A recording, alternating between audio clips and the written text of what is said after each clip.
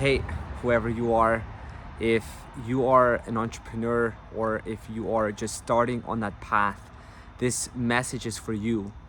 And this is not, it might sound cliche at the start, but I'm gonna share a technical detail. The advice is based on a technical detail. We always hear the idea that we shouldn't compare ourselves to others. But at the end of the day, in some ways, it does make sense to compare yourself to other people, because that's a shortcut to understand how and what you might achieve in a specific period of time. But here's why it doesn't always make sense. For example, I work on software, on web apps, and online you have a lot of people sharing what they're earning per month. They're gonna say, I'm earning 10K a month, as an example. Here's what's interesting. Okay, what does that mean, earning 10K a month? First of all, is it revenue? Like, what's the profit?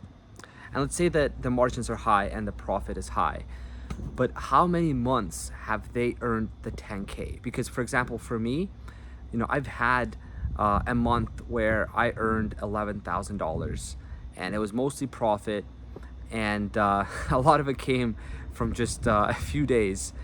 But then the next month, it dropped to half that number. So next month it was like 5K, and then the next month it was like 6K, and the next month it was like 4K.